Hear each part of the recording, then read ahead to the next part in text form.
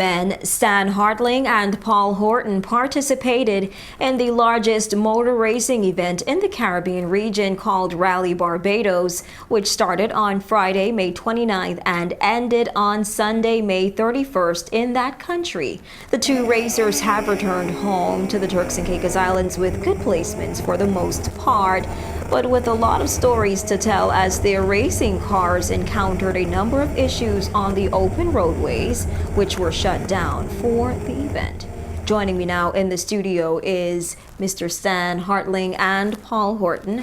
Thank you so much for joining us. Okay, Stan, Paul, we spoke to the both of you just before you left for Rally Barbados.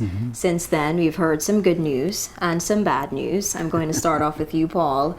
You had your share of hiccups on the track. We understand that you were doing well up until Saturday night when you experienced some electrical issues with your car. What happened? Yeah, that's right. On Saturday, we were doing very well. We were in first place in our group, and we were 25th out of 92.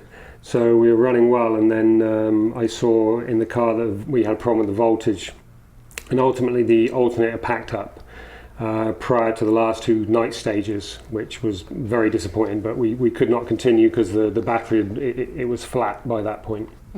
And Stan, certainly it wasn't smooth sailing for you either. We understand that while you were on the track, which is actually an open road, right. You were using just your emergency brakes because your main brake system had gone out.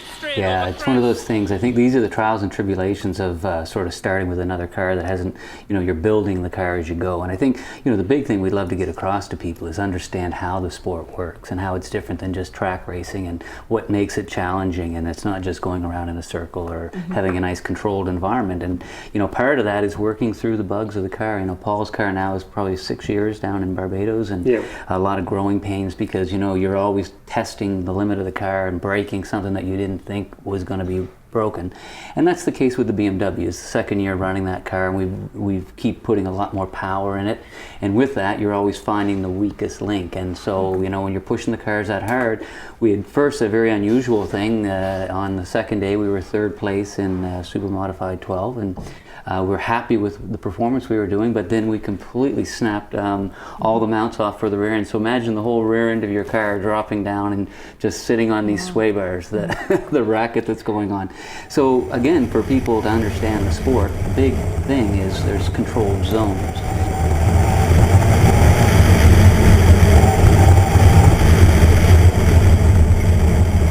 Once you're on that section of highway that is closed by the officials, it's clearly you have to transit to the other end or you're disqualified. So we were stuck in a situation where we had to go through one of the stages just for the pure technical nature of making it through, but couldn't go on. So that moved us back a little bit. The second day we thought we were going to close that gap and move back into third, but later in the day on Sunday, by total fluke, we lost a master cylinder. So imagine barreling at about 120 miles an hour and realizing you don't have brakes. 300, straight over crest. 50 caution, right to deceptive and flat.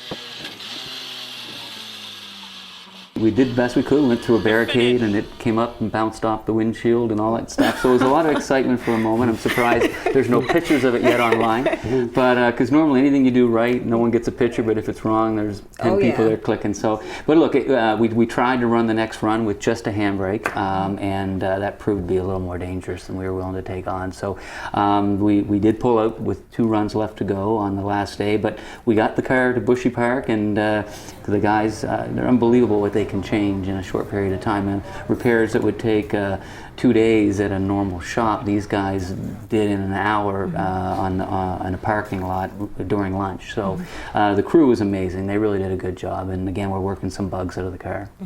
And Paul, certainly it must be normal for a racer to be eliminated due to electrical issues, crashes during the racing period. Yeah, it normally is. The attrition rate is what we call it.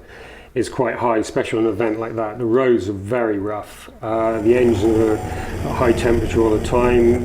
You're constantly transiting and changing, so it's not like the cars get a rest. So things break, even if they're new, they break down. You don't really know. I mean, you try and cover all the angles and make sure that everything is new. All the bolts are checked. Obviously, from a personal level, myself and Stan, we check our cars. We call it all the corners, but you actually nut and bolt check the whole car. And that actually gives you a lot of confidence, because you know you've been underneath that car and checked those 4 corners, which where the wheels and the bolts are. So that gives you confidence as well. So you've got to be on top of the maintenance level, because it's a lot for the cars to go through, and things happen. You know, my rate is now, I finished 2 out of 6. So it's not a great record, but we keep trying. Keep trying. Stan, you went for a BMW. Right. Paul, you went for Ford. Yeah. Why? Let's start with you, Stan.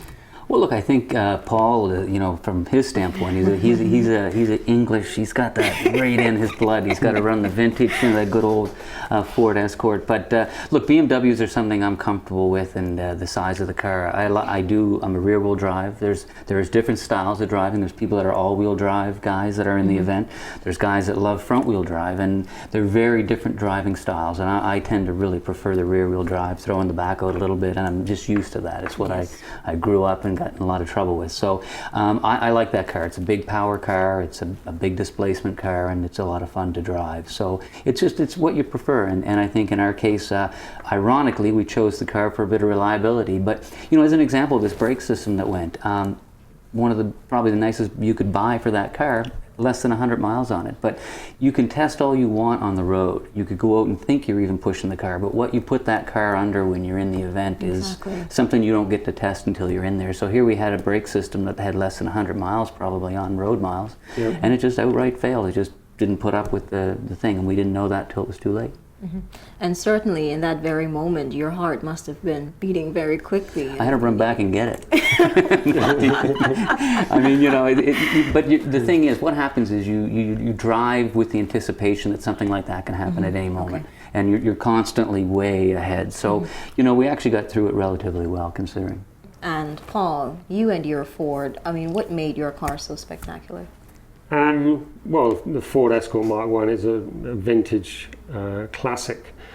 Back in the 60s, it won numerous rallies all over the world, even Mexico and other countries within the World Championship. And it's an iconic car, and I've always loved them. I've followed them as a child with my father, taking us to various rallies. And I always just fancied to own one, and it's a beautiful car to drive. It might be a 1968, but it's all new, and it's very exciting to drive, and I love it. I feel like I'm sitting on a man's couch right now with all this tech, mechanical language, and brake systems. Barring all of the headaches, Stan, do you feel as if you had put forward your personal best? How does your performance during this Rally Barbados year compared to previous years? You know, ironically, I think from a performance standpoint, it wasn't my best race. I think I've done better ones that were more executed nicely in the Lotus. This car, when stuff like that starts to happen, what happens, it plays a little with the back of your brain, and you don't quite push that car the way you do when everything's just working great. Having said that, I think I was the most comfortable in terms of how we got through those issues, and I think that, you know, as they say, you know, it makes you stronger. So from my personal standpoint, pulling away was, you know, we had to overcome some pretty big things in that race, and yet we stayed in right until the second last run, and I was very comfortable with how we went through the rally. I think the bigger part was we had a lot of participants come down this year, and that again made it really a great time for us, and we want more and more people in TCI to understand this sport and get excited about it. And Paul, I read the press release, and there were about, over 50 people cheering on Team TCI. Tell us about some of the faces you guys had supporting you. Oh, we had Gilly was there, and Althea, and their sons were there, kids were there, which was fantastic. And obviously Carmela, my wife, and Joan, and all our supporters, Stan's boys were there. It's just such a great atmosphere, and having them supporting us, and you know, even to a point that I managed to wave at them at some point in time as I was going by, because I could see them, or you see all these blue shirts jumping up and down. I mean, it's thrilling, and that wants you to get back in the car and wants you to, you know, keep anticipating as much as you're going through all the trials and tribulations. You just want to go at it and be there for the team at the end. Unfortunately, I didn't get to go on the track at the end like Stan did, but I went up to the arena and I was with all the rest of the gang cheering Stan on. He put on a good performance in the wet as well. It was a lot of fun to watch. Come on, Mamba, Rum. We got this. Easy, easy, easy. Easy does it, man.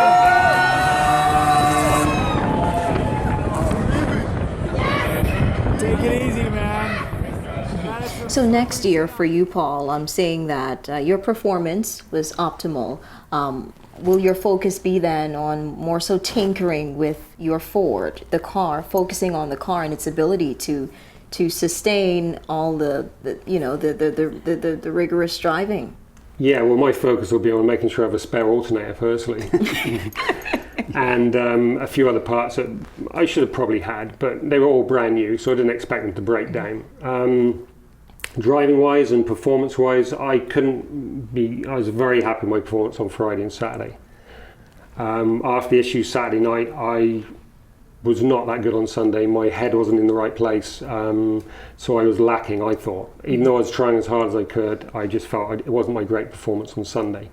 And I can't afford my mechanical issues to overwhelm my performance, because you have to be very focused to drive at that level.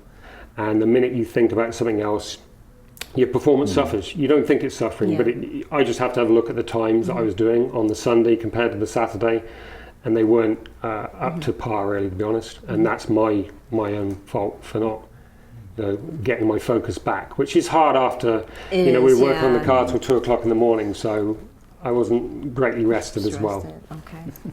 For you, Stan, I'm guessing you're really, really looking forward to next year's events and a lot of the things that you may be able to improve on. Yeah, look, absolutely. And again, I think, we started off and really getting more and more confident in the car, and I could see the times, getting better and better.